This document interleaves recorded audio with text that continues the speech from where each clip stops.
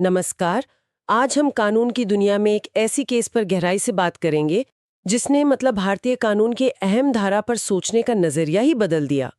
हम बात कर रहे हैं 1965 के सुप्रीम कोर्ट के एक बहुत ही अहम फैसले की, एस वरदराजन बनाम मद्रास राज्य। हमारे पास इस केस के विश्लेषण से जुड़े कुछ जरूरी नोट्स हैं और आज हम कोशिश करेंगे कि इन नोट्स के जरिए आईपीसी यानी इंडियन पीनल कोड की धारा 361 को समझें। ये धारा है कानूनी अभिभावक की संरक्षा से अपहरण के बारे में, लेकिन इसकी एक बहुत ही बारीक सी बात है जिसे समझना जरूरी है। हाँ बिल्कुल, ये बारीकी अक्सर कंफ्यूजन पैदा करती है। वही कि किसी नाबालिग को ले जाना या बहकाना असल में होता क्या है, और ये उस सिचुएशन से कैसे अलग है जहां नाबालिग खुद अपनी मर्जी से किसी के साथ चला जाए। एग्जैक्टली। सोचिए एक लड़की है, नाबालिग है, पर अपनी मर्जी से घर छोड़कर किसी के पास जाती है और फिर उससे शादी कर लेती है, तो क्या उस आदमी पर अपहरण का केस बन सकता है? यही सवाल था इस केस के सेंटर में। हाँ, तो चलिए इस मामले की परतें खोलते हैं, देखते हैं कि कोर्ट ने क्या कहा। तो सबसे पहले इस मामले के फैक्ट्स क्या थे, कहानी क्या थी असल में? हाँ, तो देखिए, इसमें एक लड़की थी जी। उसकी उम्र 17 साल से कुछ ज्यादा थी। अब कानून के हिसाब से 18 से कम नाबालिग। हाँ, माइनर थी वो। लेकिन बालिग होने के काफी करीब। बिल्कुल। एक ऐसी एज जहां इंसान अपनी थोड़ी बहुत समझ रखने लगता है। सही। तो हुआ क्या? हुआ ये कि इस लड़की ने अपनी मर्जी से बिना किसी दबाव के अपने पिता का घर छोड़ दिया। ओके। खुद छोड़ा। हाँ, खुद। और घर छोड़ने के बाद वो सीधे गई एस वरदराजन के पास, जो इस केस में अभियुक्त थे। अच्छा, सीधा उन्हीं के पास? जी। और सिर्फ गई ही नहीं, कुछ टाइम बाद दोनों ने शादी भी कर ली। ओह, अब जाहिर है लड़की के पिता तो नाराज होंगे ही। बिल्कुल। उन्हें लगा कि वरदराजन ने उनकी बेटी को या तो बहकाया है या भगाया है, कुछ तो किया है। क्योंकि लड़की नाबालिग थी। एग्जैक्टली। और पिता उसके कानूनी अभिभावक थे, लीगल गार्डियन। तो उन्होंने वरदराजन पर अपहरण का आरोप लगा दिया। तो पुलिस इन्वॉल्व हुई होगी फिर? हाँ, पुलिस ने जांच की और वरदराजन पर आईपीसी की धारा 361 के तहत केस फाइल हुआ। फिर मामला कोर्ट में गया और आखिर में सुप्रीम कोर्ट तक पहुंचा। और यहीं से, जैसा आपने कहा, मामला कानूनी तौर पर पेचीदा हो गया। हाँ, क्योंकि निचली अदालतों में शायद सजा हुई होगी, तभी अपील में सुप्रीम कोर्ट गए। सही। और सुप्रीम कोर्ट के सामने मेन मुद्दा था धारा 361 की सही इंटरप्रिटेशन, सही व्याख्या, कि ये जो शब्द हैं ले जाना या बहकाना, इनका मतलब क्या है। सुनने में तो सीधे लगते हैं ये शब्द। लगते हैं, लेकिन कानून में हर शब्द का वजन होता है। क्या ले जाना मतलब फिजिकली उठाकर ले जाना है, या कोई दबाव बनाना, या शायद सिर्फ साथ चलने देना भी इसमें आ सकता है? ये सवाल था। और बहकाना, क्या होता है बहकाना? क्या झूठे वादे करना बहकाना है, या सिर्फ किसी की मौजूदगी ही काफी है बहकाने के लिए? बिल्कुल। तो कोर्ट के सामने असल सवाल ये था कि क्या वरदराजन की किसी एक्शन को, या शायद एक्शन ना लेने को भी, लड़की को पिता की कस्टडी से ले जाना या बहकाना माना जा सकता है। क्या ये फैक्ट कि लड़की खुद चलकर वरदराजन के पास आई और उनके साथ रही, क्या ये काफी था धारा 361 लगाने के लिए, जबकि प्रोसिक्यूशन यानी पिता की तरफ से कोई डायरेक्ट सबूत नहीं था कि वरदराजन ने उकसाया हो या लालच दिया हो? ये वाकई एक बहुत ही नाजुक सवाल है। हाँ। एक तरफ गार्डियन के राइट्स है, कानून उन्हें प्रोटेक्ट करता है। सही। दूसरी तरफ एक नाबालिग की अपनी विल है, खासकर जब वो ऑलमोस्ट अडल्ट हो। और तीसरा वो व्यक्ति है जिस पर किडनैपिंग जैसा सीरियस चार्ज लगा है। बिल्कुल। तो सुप्रीम कोर्ट ने इस बैलेंस को कैसे साधा? क्या प्रिंसिपल्स यूज किए? देखिए, सुप्रीम कोर्ट ने सबसे पहले तो एक बहुत इंपॉर्टेंट लीगल प्रिंसिपल को दोहराया। क्या था वो? उन्होंने साफ किया कि जहां तक धारा 361 का सवाल है, नाबालिग की मर्जी यानी कंसेंट कोई डिफेंस नहीं है। अच्छा, अगर नाबालिग कहे कि हाँ मैं अपनी मर्जी से जा रही हूँ तब भी अपहरण हो सकता है, अगर ये साबित हो जाए कि अभियुक्त ने उसे गार्डियन की कस्टडी से हटाया है। नाबालिग की हाँ यहाँ कानूनी तौर पर मायने नहीं रखती। ये तो गार्डियन के राइट्स को काफी स्ट्रॉन्ग बनाता है। हाँ, ये एक स्थापित सिद्धांत है, लेकिन और यहीं वरदराजन केस खास हो जाता है। सुप्रीम कोर्ट ने इसके साथ एक बहुत महत्वपूर्ण शर्त जोड़ी। क्या शर्त थी वो? कोर्ट ने कहा कि कंसेंट भले ही डिफेंस ना हो, लेकिन प्रोसिक्यूशन के लिए यह साबित करना बहुत जरूरी है कि अभियुक्त ने यानी वरदराजन ने लड़की को गार्डियन की कस्टडी से हटाने में कोई न कोई सक्रिय भूमिका निभाई हो, एक एक्टिव रोल। Active role? इसका मतलब क्या हुआ? मतलब उसने कुछ किया हो। एग्जैक्टली मतलब अभियुक्त ने कुछ ऐसा किया हो, कोई ऐसा कदम उठाया हो जिससे लड़की घर छोड़ने पर मजबूर हुई या इन्फ्लुएंस हुई। अच्छा। सिर्फ ये फैक्ट कि लड़की अपनी मर्जी से घर छोड़कर अभियुक्त के पास आ गई, ये काफी नहीं है। अभियुक्त का कोई कृत्य, कोई एक्ट होना चाहिए जो सीधे सीधे लड़की को ले जाने या बहकाने की कैटेगरी में आए। सिर्फ एक पैसिव ऑब्जर्वर बने रहना या लड़की आ गई तो उसे रख लिया, ये अपने आप में अपहरण नहीं है। अच्छा, तो मतलब कानून ये देख रहा है कि क्या अभियुक्त ने कोई एक्टिव पहल की। हाँ, क्या उसने कोई ऐसा माहौल बनाया, कोई ऑफर दिया या कोई दबाव डाला जिससे लड़की ने घर छोड़ा। बिल्कुल। सिर्फ लड़की की अपनी मर्जी या उसके कदम काफी नहीं है अभियुक्त को दोषी बनाने के लिए। सही कहा।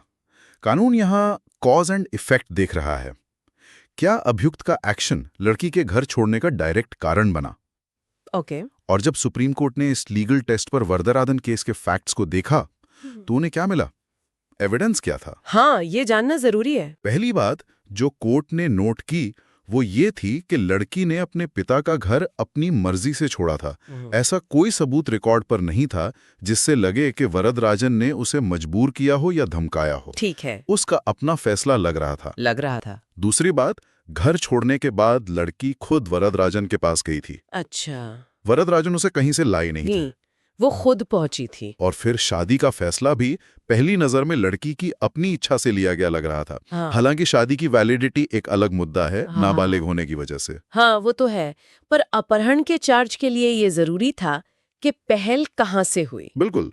और तीसरी और शायद सबसे डिसाइसिव बात, प्रोसिक्यूशन ऐसा कोई भी ठोस सबूत पेश नहीं कर पाया जिससे ये साबित हो कि वरदराजन ने लड़की को घर छोड़ने के लिए किसी भी तरह से उकसाया हो, इंड्यूस किया हो। अच्छा। या कोई लालच दिया हो, कोई प्रलोभन या किसी भी तरह से बहकाया फुसलाया हो। मतलब कोई चिट्ठी, कोई गवाह, कोई ऐसा वादा? कुछ भी नहीं। ऐसा कुछ भी रिकॉर्ड पर नहीं था जो वरदराजन की सक्रिय भूमिका दिखाता हो। आरोप था पर सबूत नहीं थे। समझ गया। इसीलिए सुप्रीम कोर्ट ने माना कि वरदराजन ने लड़की को उसके पिता के घर से निकालने या लाने में कोई एक्टिव स्टेप नहीं उठाया था। वो खुद आई थी। तो ऐसी सिचुएशन में सिर्फ ये फैक्ट कि लड़की वरदराजन के पास आ गई और उसके साथ रहने लगी, इसे कानूनी तौर पर धारा 361 वाला ले जाना या बहकाना नहीं माना जा सकता। इन शब्दों का मतलब है अभियुक्त की तरफ से कोई पॉजिटिव एक्शन, ना कि सिर्फ लड़की के एक्शन को स्वीकार कर लेना। ये विश्लेषण तो वाकई बहुत गहरा है। मतलब कानून शब्दों के पीछे इंटेंट और एक्शन को देख रहा है। बिल्कुल। तो इन सब ऑब्जर्वेशंस, फैक्ट्स और लीगल इंटरप्रिटेशन के आधार पर सुप्रीम कोर्ट ने आखिर क्या फैसला सुनाया? वरदराजन का क्या हुआ? सुप्रीम कोर्ट एक बहुत ही क्लियर नतीजे पर पहुंचा। उन्होंने माना कि प्रोसिक्यूशन एस वरदराजन के खिलाफ आईपीसी धारा 361 के तहत अपहरण का अपराध बियॉन्ड रीजनेबल डाउट साबित करने में नाकाम रहा है। पूरी तरह फेल हो गया प्रोसिक्यूशन। हाँ, कारण साफ था, जैसा हमने डिस्कस किया। पहला, लड़की अपनी मर्जी से आई थी। जी। दूसरा, अभियुक्त यानी वरदराजन ने उसे घर छोड़ने के लिए न उकसाया, न बहकाया, न ही उसे ले जाने में कोई एक्टिव रोल प्ले किया। ठीक।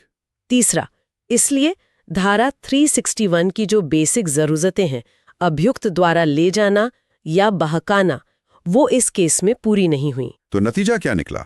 नतीजा ये निकला कि सुप्रीम कोर्ट ने निचली अदालतों के फैसले को, अगर उन्होंने दोषी ठहराया था, पलट दिया और एस वरदराजन को अपहरण के आरोप से पूरी तरह बरी कर दिया, एक्विट कर दिया। बरी हो गए वो। हाँ। और ये फैसला सिर्फ वरदराजन के लिए राहत नहीं था, ये इंडियन लॉ के लिए, खासकर किडनैपिंग लॉ के लिए एक मील का पत्थर बन गया। अच्छा, इसके इतने दूरगामी परिणाम हुए? बिल्कुल, आज भी इसका बहुत महत्व है। क्यों? ऐसा क्या खास था इसमें? सबसे पहला कारण तो यही कि इसने कानूनी तौर पर एक बहुत बारीक लेकिन इम्पॉर्टेंट फर्क साफ कर दिया। किस चीज में फर्क? फर्क इस बात में कि किसी नाबालिग का अपनी मर्जी से किसी के साथ चले जाना और अभियुक्त द्वारा उसे सक्रिय रूप से ले जाना या बहकाना, ये दो अलग अलग बातें हैं। Okay, voluntary accompaniment versus active taking. Exactly. Court ने कहा कि ये दोनों बिल्कुल अलग सिचुएशंस हैं और इनके कानूनी नतीजे भी अलग होने चाहिए। इस फैसले ने एकदम साफ कर दिया कि अगर अभियुक्त ने नाबालिग को गार्डियन के घर से हटाने में कोई एक्टिव रोल नहीं निभाया है, तो सिर्फ नाबालिग का उसके पास आ जाना या उसके साथ पाया जाना अपने आप में धारा 361 का अपराध नहीं बनता। टेकिंग शब्द में एक्शन का एलिमेंट जरूरी है। हाँ, अभियुक्त की तरफ से कोई पहल, कोई कार्रवाई होनी चाहिए। सिर्फ पैसिव रहना या किसी के आने को एक्सेप्ट कर लेना टेकिंग नहीं है। यानी इस केस का सबसे बड़ा सबक शायद यही है कि कानून किसी की सोच या इच्छा को सजा नहीं देता जब तक वो एक ठोस एक्ट में ना बदले। बिल्कुल सही। सिर्फ इसलिए कि कोई नाबालिग किसी के पास चला गया, आप उसे अपराधी नहीं कह सकते जब तक उसने उसे लाने में एक्टिव रोल ना निभाया हो। बिल्कुल, ये एक्टिव रोल ही सब कुछ है। एकदम। और इसी वजह से आज भी जब कोर्ट्स में ऐसे केस आते हैं जहां कोई नाबालिग मर्जी से घर छोड़कर कहीं चला जाता है, तो डिफेंस लॉयर अक्सर वरदराजन केस का हवाला देते हैं। हाँ, एक लैंडमार्क प्रेसिडेंट बन गया ये तो। बिल्कुल। टेकिंग और महज अकम्पनिंग के बीच का लीगल फर्क समझाने के लिए ये बेस्ट केस माना जाता है। ये फैसला ये भी दिखाता है कि कानून सिर्फ नतीजे को नहीं देखता, बल्कि उस नतीजे तक पहुंचने में अभियुक्त का रोल कितना एक्टिव था, इसे बहुत बारीकी से देखता है। खासकर जब किसी की आजादी का सवाल हो बिल्कुल। और उस पर क्रिमिनल चार्जेस लगे हों। तो इस पूरी बातचीत से एक बात तो साफ है कि कानून खासकर किडनैपिंग जैसे सीरियस मामलों में ऊपरी तौर पर चीजों को नहीं देखता। वो गहराई में जाता है, फैक्ट्स को खंगालता है, ये जानने की कोशिश करता है कि क्या अभियुक्त ने सच में कोई ऐसा कदम उठाया जिसे अपराध कहा जा सके। हाँ, या फिर सिचुएशन बस नाबालिग की मर्जी और हालात का नतीजा थी। बिल्कुल। हाँ, और ये केस हमें उस मुश्किल बैलेंस की भी याद दिलाता है जो कानून को अक्सर बनाना पड़ता है। किसके बीच बैलेंस? एक तरफ है गार्डियन के राइट्स, अपने बच्चे पर अधिकार, उसकी सेफ्टी की जिम्मेदारी। दूसरी तरफ है इंडिविजुअल लिबर्टी और यहाँ नाबालिग की लिबर्टी। भले ही लिमिटेड हो, पर जब वो बालिग होने के करीब हो तो उसकी मर्जी को एकदम इग्नोर करना भी मुश्किल है। सही बात। और तीसरी तरफ है क्रिमिनल लॉ का स्कोप, जो सजा देने से पहले पक्के सबूत और एक्टिव रोल मांगता है। इस केस में कोर्ट को लगा कि एक्टिव रोल का सबूत नहीं है। हाँ, इसलिए बरी कर दिया। लेकिन हर केस अपने फैक्ट्स पर डिपेंड करता है। ये तो है। अगर जरा भी सबूत होता कि वरदराजन ने लड़की को इशारा किया था या मदद का भरोसा दिया था या आने जाने का अरेंजमेंट किया था, तो शायद फैसला कुछ और होता। बिल्कुल, शायद कुछ और होता। हाँ, हर केस की अपनी कहानी होती है। वरदराजन केस ने प्रिंसिपल तो सेट कर दिया, लेकिन उसे अप्लाई करना हमेशा फैक्ट्स पर निर्भर करेगा। सही। और ये चर्चा हमें एक और सोचने वाले सवाल पर ले आती है। अच्छा, क्या सवाल? सवाल ये है कि मान लीजिए जैसा इस केस में हुआ, अभियुक्त ने डायरेक्टली लड़की को घर छोड़ने के लिए उकसाया या बहकाया नहीं। ठीक। लेकिन उसे पता था कि लड़की ऐसा करने वाली है या घर छोड़कर उसी के पास आ रही है। और ये जानते हुए भी उसने उसे रोका नहीं, न उसके घर वालों को बताया, न पुलिस को।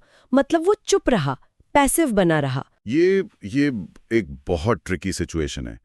कानून आमतौर पर कमीशन को सजा देता है, मतलब कुछ करने को। ओमिशन यानी कुछ ना करने को नहीं, जब तक कि ऐसा करने की कोई लीगल ड्यूटी ना हो। क्या वरदराजन की कोई लीगल ड्यूटी थी कि वो लड़की के पिता को बताए? शायद नहीं। लेकिन क्या उसकी ये चुप्पी, ये जानते हुए भी कुछ ना करना, क्या इसे कानून की नजर में कोई इनडायरेक्ट मदद या प्रोत्साहन माना जा सकता है? हाँ, खासकर जब एक नाबालिग की सेफ्टी इन्वॉल्व हो। क्या कुछ ना करना भी कभी कुछ करने जितना असरदार हो सकता है? देखिए, वरदराजन केस शायद इसका सीधा जवाब नहीं देता, क्योंकि वहां फोकस एक्टिव रोल के न होने पर था। सही। लेकिन ये भविष्य के केसेस के लिए सोचने वाला पॉइंट जरूर है। कानून इस तरह की जानबूझकर की गई निष्क्रियता को कैसे देखेगा? ये देखना दिलचस्प होगा।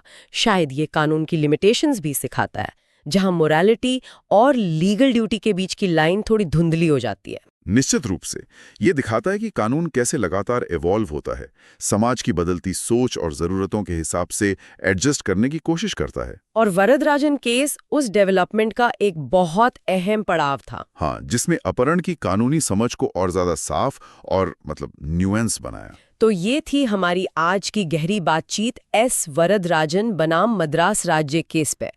इसने हमें सिखाया कि लीगल इंटरप्रिटेशन में बारीकियों की कितनी अहमियत होती है। बिल्कुल, हर शब्द, हर फैक्ट मायने रखता है।